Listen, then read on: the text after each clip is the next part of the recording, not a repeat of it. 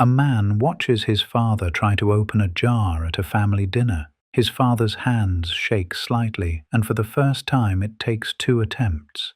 Nobody at the table says anything. The jar opens, the meal continues, the moment passes.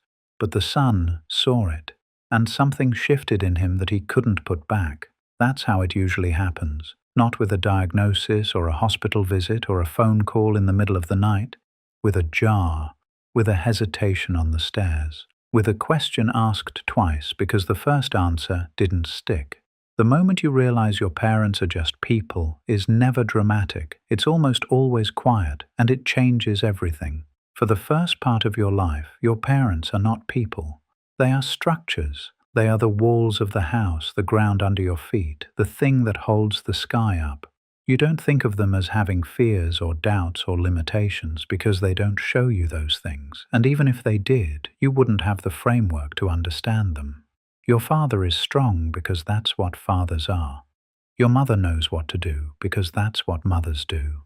And you move through childhood inside this architecture without ever questioning whether the building is permanent, because it never occurs to you that it might not be. Then somewhere, usually in your 30s or 40s, a crack appears. Not in them, in your perception of them. You notice that your father repeats himself more than he used to. You notice that your mother's handwriting has changed. You watch them move through a room and realize they're slower than they were, and that the slowness is not temporary. It's a direction. And in that moment, 2 things happen simultaneously. The first is grief, though it doesn't announce itself that way. It feels more like vertigo, like the floor tilted slightly and nobody else noticed. The second thing is recognition, because what you're seeing for the very first time is not your parent declining. What you're seeing is your parent revealed. The person behind the role. The human being who was always there, holding everything together with the same uncertainty and improvisation that you use every day of your own life. They were never the structure, they were just people standing very still so you could build on top of them. This is the part that most people don't talk about. When you realize your parents are just people, you don't just lose the mythology. You inherit something. You inherit the understanding that everything they did, every decision they made, every sacrifice, every failure, every moment where they seemed like they knew exactly what they were doing was made by a person who was guessing. Just like you are. Your father didn't have a manual. He didn't have a master plan. He showed up every day and figured it out, same as you, same as everyone.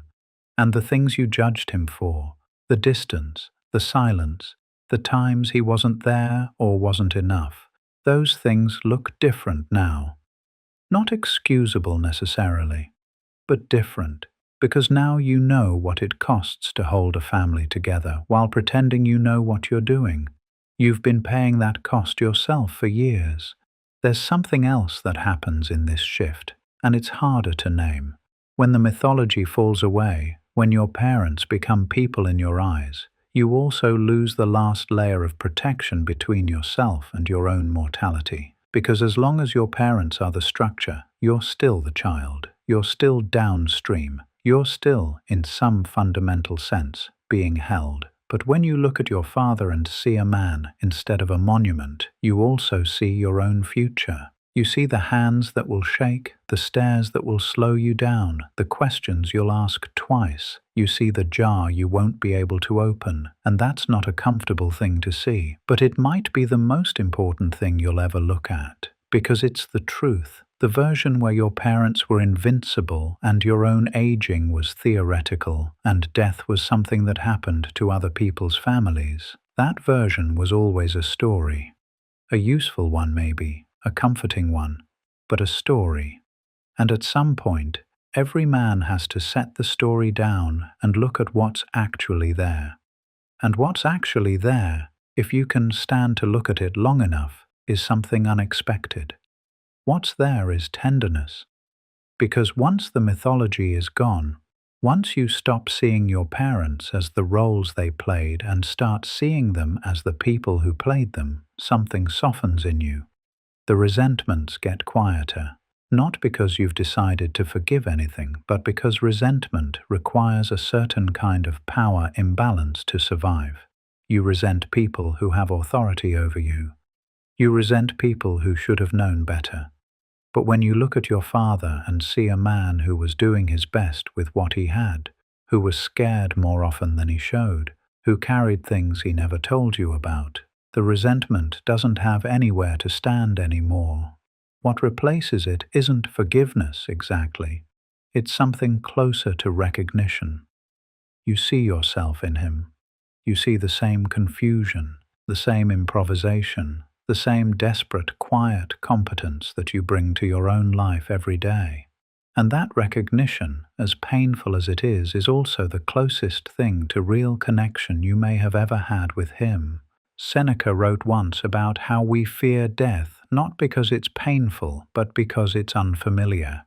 And there's a version of that truth here. The reason this moment, this realization about your parents hits so hard is not because it's sad, it's because it's unfamiliar. You've spent your entire life inside one version of the relationship, the one where they're above you, and suddenly you're standing beside them, or in some cases, you're standing in front of them, holding the door open, carrying the bags, making the decisions. The hierarchy has quietly inverted, and nobody announced the transition. One day you were the child, and the next day you were the one they called when something went wrong. That shift doesn't come with instructions. There's no ceremony. There's just a Tuesday afternoon where your father asks you for advice, and you realize with a strange jolt that he actually needs the answer. And here's where the value is, if you're willing to find it.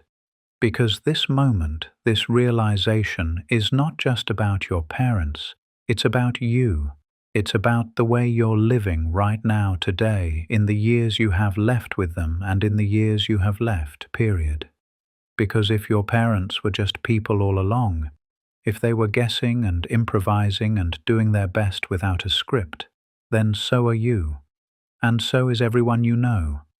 And that means the pressure you've been putting on yourself to get it right, to have it figured out, to be the structure for your own family the way your parents were the structure for you, that pressure is based on something that was never real. Nobody has it figured out. Nobody ever did. Your parents didn't. Their parents didn't. The calm, steady competence you remember from childhood was a performance, a loving one, a necessary one, but a performance, and you're giving the same performance right now for your own kids. They think you're the building.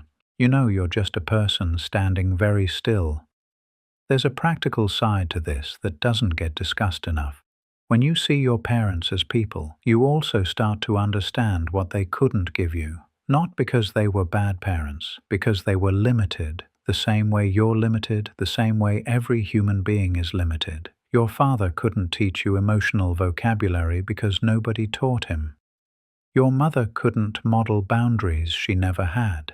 They passed on what they knew and they withheld what they didn't know they were withholding. And the things you've spent years working through, the distance you feel from certain emotions, the difficulty trusting, the way you default to control when things get uncertain, those things aren't wounds they chose to inflict. They're gaps they didn't know existed. Understanding that doesn't erase the impact, but it does change the weight of it. It takes it from something that was done to you and turns it into something that was passed to you.